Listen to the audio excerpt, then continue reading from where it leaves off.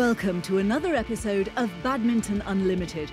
Coming up, we find out who made it into the winner's circle at the penultimate tournament of the year, the GWANGJU Korea Masters. After a successful hosting of the BWF World Junior Championships, the city of Markham is hungry for more. We're now really sitting down and saying what comes next to this venue and what comes next to this community. Plus, world #1 Jack Shepherd chases his Paralympic dream. So the day that I found out that para-badminton was a Paralympic sport, it was fantastic. Last week, top-class badminton action took centre stage at the GWANGJU Women's University Stadium, where the GWANGJU Korea Masters made its bow on the HSBC BWF World Tour. Hosts Korea dominated the proceedings, which began with Choi Sol-gyu and Siu Seung-jae against Chinese Taipei's Bo Li-wei and Wang Zhelin in men's singles. Backed by the home crowd, Choi and Siu got off the mark strongly, grabbing the first game, only to see their opponents ramping up their aggression in the second to level the score at 1-1. The deciding game proved a tight battle in the closing stage. Ultimately, it was the unseeded pair of Choi and Siu who prevailed to clinch their first World Tour title together. 21-12, 17-21, 21-18 the final score. Continuing the home dominance was the women's doubles contest, as Chang Ye-na and Jung Kyung-eun faced their teammates Lee So-hee and Shin Seung-chan. World #19 duo Chang and Jung showed their tenacity from the start and were rewarded with the first game. Despite Lee and Shin providing a stiffer challenge in the following game, the #3 seeds were never in real trouble as they triumphed 21-14, 21-17. There was more good news for the home fans in the men's singles final. Top seed Son Wan-ho clinching his second title of 2018 against Malaysia's Lee Zhe-jia. The Yonex Sunrise Hong Kong Open champion used his experience well throughout the match, as his 20-year-old rival toiled in vain trying to impose his game.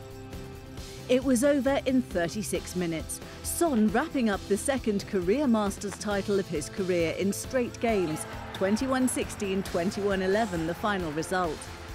일단 뭐 우승한다는 것 자체가 이제 아무래도 기쁜 일이니까 뭐 이제 되게 좋은 것 같아요. 이제 홍콩 대회에 이어서 이제 이번 대회도 우승을 하게 돼서 되게 기분이 좋습니다. 일단은 뭐 이제 앞으로 있을 시합에 대해서 좀 준비를 잘 해야 될 것 같고 이제 내년 시즌에도 이렇게 좋은 모습 보여드릴 수 있도록 이제 꾸준히 관리도 잘하고 이제 좀 해야 될 것 같습니다. Women's singles was an all-China affair, with 2012 Olympic champion Li Zhe-rei facing her young teammate Han Ye. It was another tale of experience overcoming youth in this match, with Li bossing the match.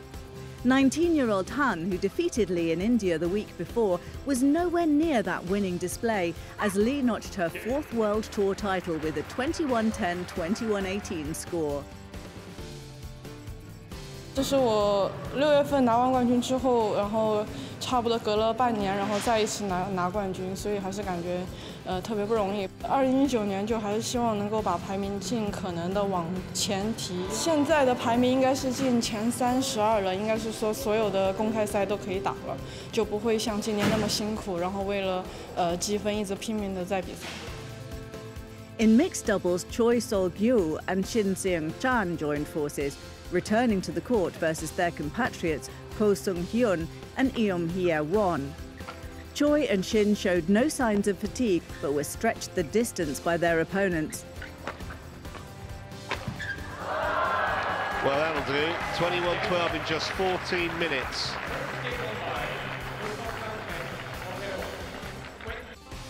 The third game was hotly contested, and eventually it was the newly assembled partnership of Ko and Eum that did just enough to seal their maiden crown. 21-12, 15-21, 21-18 the final score.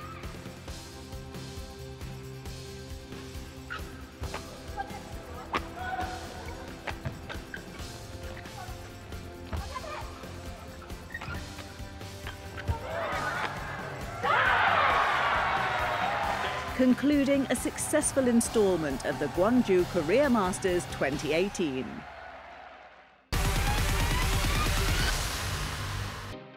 A two-time winner of the year-end showpiece that features the top 8 pairs, Mohamed Ahsan and Hendra Setiawan will definitely count on their experience to once again triumph at the HSBC BWF World Tour Finals 2018.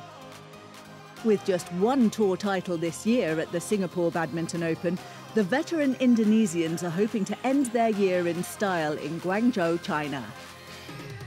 Ya, yang pasti ini yang diambil kan cuma 8 terbaik ya, jadi pasti nggak gampang kalau main di final World Tour. Kami pasti berusaha yang terbaik. Ya, yang pasti kita prepare dari pertandingan ya, jadi emang kan nggak gampang.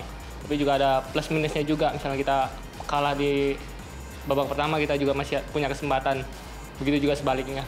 Bedanya ya mungkin lebih ini ya, siap di fisiknya.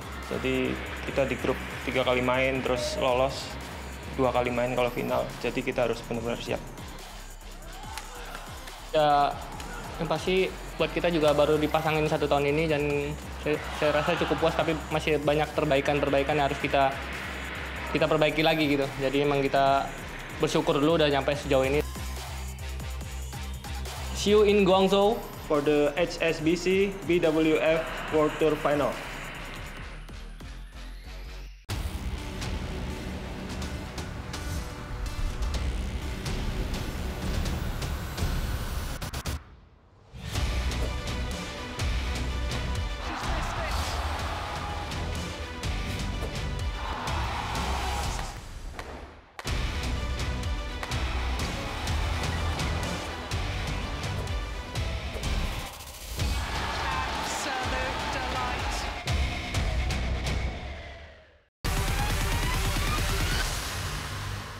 The recent LI-NING BWF World Junior Championships 2018 in Markham, Canada, proved a smashing success.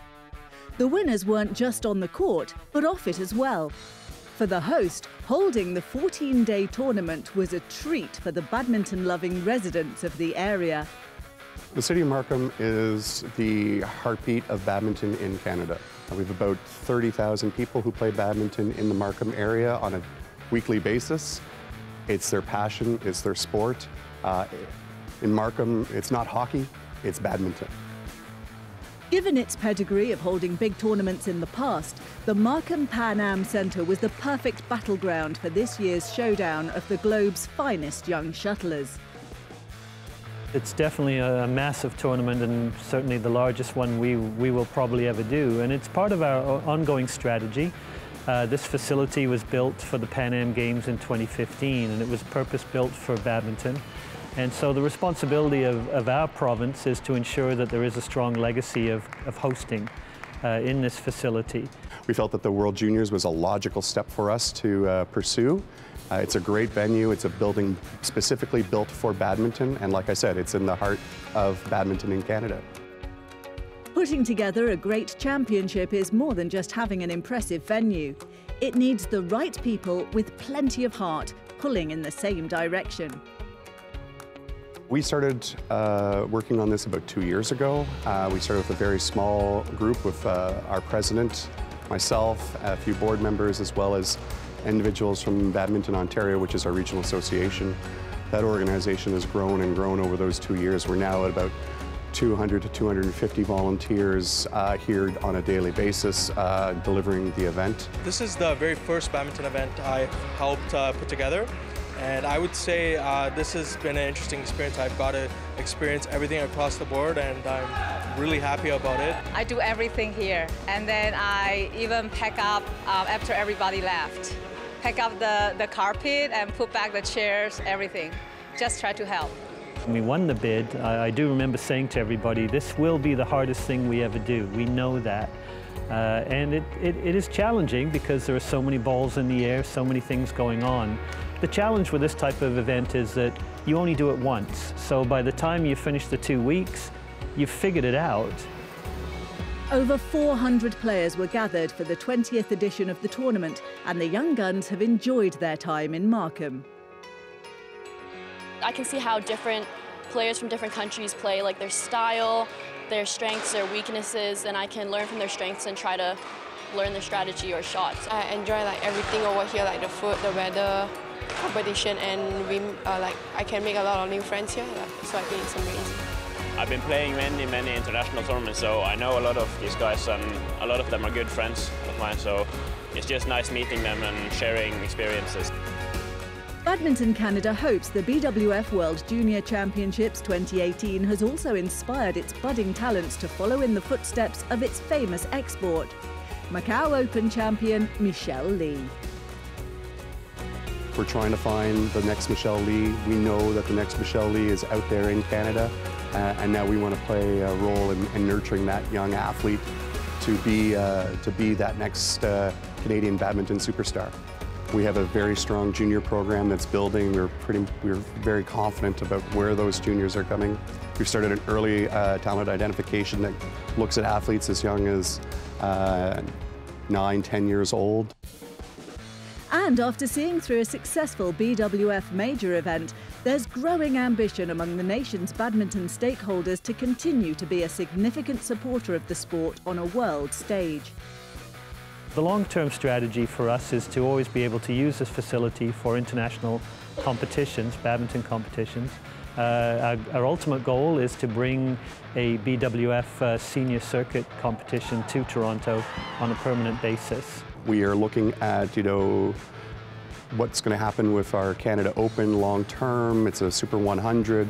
We have dreams of making it a Super 300 or even higher in the next couple of years. We're now really sitting down and saying what comes next to this venue and what comes next to this community. BWF has a call out for World Championships for the next few years. We're looking at those documents very hard and seeing what's feasible in this venue or even somewhere else in Canada. Up next on Badminton Unlimited, the best 5 plays from the month of November. Plus, we take a close look at the overview and classification of para-badminton.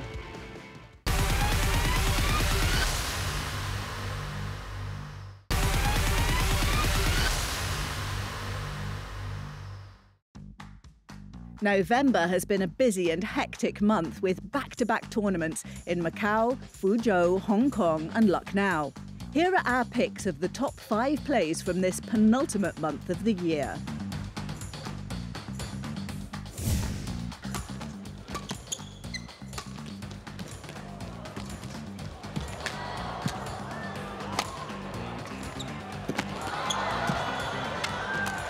Fantastic rally.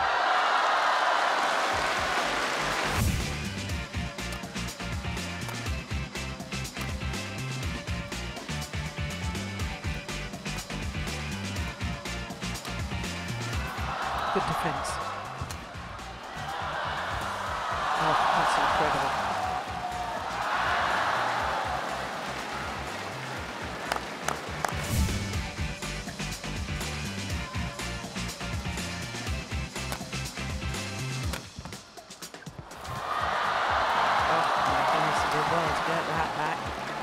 But the problem with the smash down the forehand side and then also, oh, now that for a defensive shot, unbelievable from Zhou Tianchen. Look at the defense, and then this defensive shot was out of this world.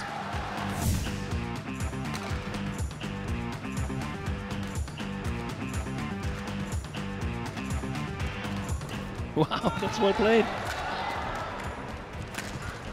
Excellent move by Fong.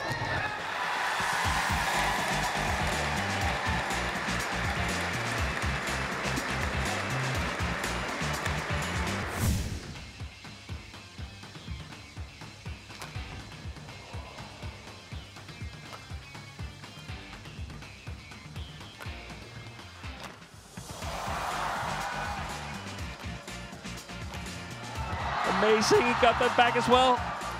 And it's soaking wet on the court.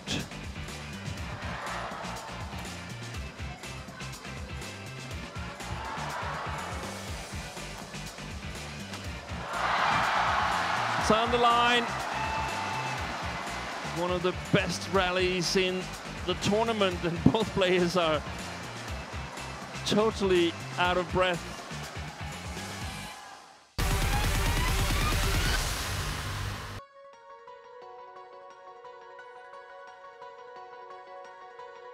Para-badminton has been growing globally and is now in all 5 continents and in more than 70 countries. As a member of the International Paralympic Committee, the Badminton World Federation, or BWF, is responsible for regulating, promoting and developing para-badminton globally. The inclusion of badminton in the Tokyo 2020 Paralympic Games for the first time is another example of how the sport continues to grow worldwide. Let's now take a close look at the overview and classification of para-badminton. As in badminton, para-badminton athletes compete in men's and women's singles, men's and women's doubles and mixed doubles. Competitive matches are played using the same scoring system as badminton, with a match consisting of the best of 3 games up to 21 points. To ensure fairness in para-badminton, athletes are classified into 6 sport classes: wheelchair 1, wheelchair 2, standing lower 3, standing lower 4, standing upper 5 and short stature 6. Let's find out more about each sport class. There are 2 wheelchair sport classes in para-badminton, wheelchair 1 and wheelchair 2.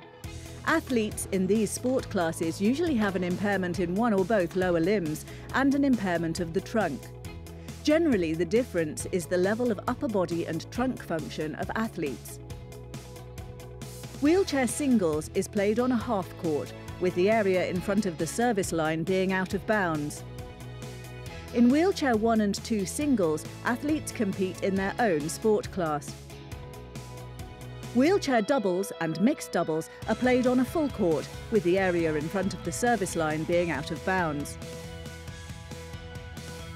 In wheelchair doubles and mixed doubles, it's possible to mix wheelchair sport classes. However, 2 wheelchair 2 athletes are not permitted to compete together. Standing lower 3 athletes have impairments in one or both lower limbs and face difficulties with balance. Standing lower 3 athletes play singles on a half court. The most commonly used strokes are clears, drops, nets and lifts. However, fast flat strokes and smashes are also often used.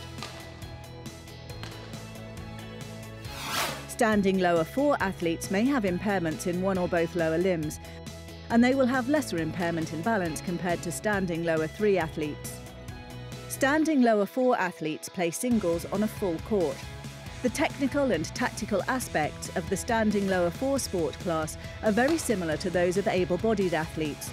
There may be some adaptations to movements, and players with an impairment in the lower body may experience fatigue more quickly. Standing upper 5 athletes have an impairment in the upper limbs, mainly to the non-racket hand or arm. Athletes in this sport class are not permitted to use upper body prosthetics when competing.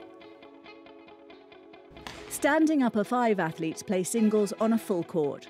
The technical and tactical aspects of the standing upper 5 sport class are very similar to those of able-bodied athletes. Standing doubles and mixed doubles are played on a full court. Partnerships can be formed using a combination of athletes from different standing sport classes. An up-to-date list of permitted pairings can be viewed on the official website, corporate.bwfbadminton.com. Short stature 6 athletes have a reduced length in the bones of the upper limbs, lower limbs and/or trunk. Within this sport class, there are maximum standing height and arm length measurements for male and female athletes. Short stature 6 athletes play singles and doubles on a full court.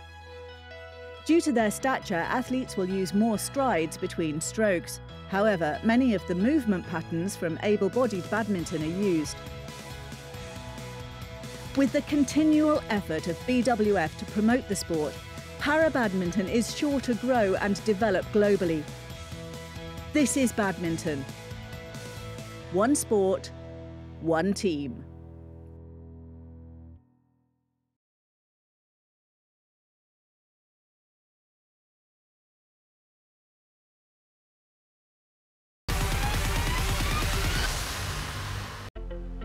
The impending debut of para-badminton at the Tokyo 2020 Paralympic Games has inspired players like Jack Shepherd and Kristin Coombs. On court, Shepherd and Coombs are fierce opponents and doubles partners. Off court, they are best friends and training partners chasing a common goal, the Paralympic dream.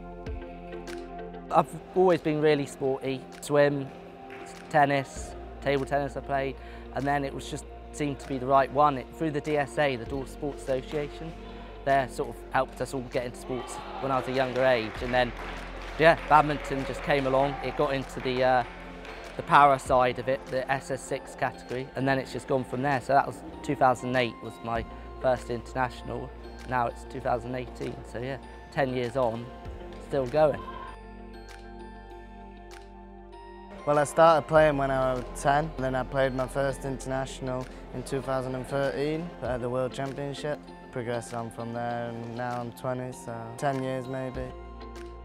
So currently I'm world champion and world #1 for men's singles, and I'm world #1 for men's doubles as well. So the day that I found out that para-badminton was a Paralympic sport, it was fantastic. It was an amazing feeling, know that I'd be able to achieve a dream. So it was a dream of mine from being a young child to go to a Paralympics, because I've loved sports since I was a young child and loved badminton. So to find out that badminton was a Paralympic sport moving forward to 2020 was an absolutely amazing day to know that I'd be able to achieve a dream. I'm world #2 in singles and world #1 in doubles, and it's been really hard because we've only recently got our funding from UK Sport, because badminton wasn't a Paralympic sport, so obviously they won't fund anything till it's that. So yeah, those 6 years before have been, or even before, it's been pretty full on, having to work as well as train as much as I could. Maybe not, it wasn't full time then, but now with the funding it's amazing. We can literally Monday to Friday, and it's a job now, so it's a dream come true. To get to world #1, I have had to work really hard. It's took lots of hours in training, lots of hard work, over and over again, practice, practice, practice, tournament after tournament to get the ranking points. And the last year has just been incredible. Winning my first international in Japan, and then from there I was hot on Kristin's heels, so we were only a few points behind him, and then went to win Spain, so that made sure I was world #1. So it was really good to get to that stage, but it just took loads of hard work, lots of training, and lots of good performance as well on court.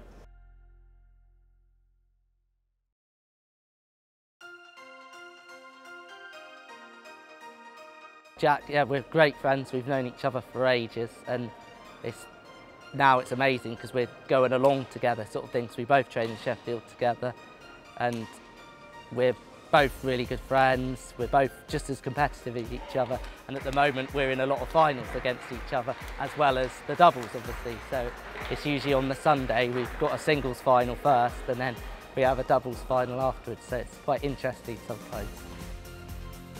So Kristin is my doubles partner and opponent. We train together every day, myself and Kristin. It's a pretty good friendship that we've got. We've been friends since we were young children. Off court, he's a really friendly, funny guy.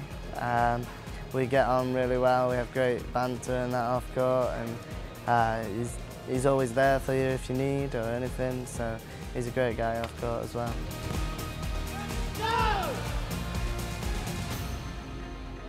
My goals are to go to the Paralympics and to win a medal. So my ultimate goal is to make it to the Paralympics, so Tokyo 2020. I'm only 20 now, so I'd like to probably do more than one Paralympics, maybe 2, maybe 3. We just have to see what keeps going, but my goal is to get to a Paralympics.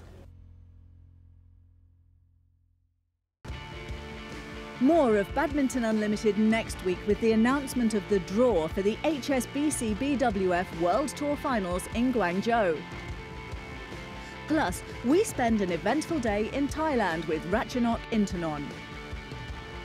In the meantime, log on to www.bwfworldtour.com for the latest stories on the HSBC BWF World Tour.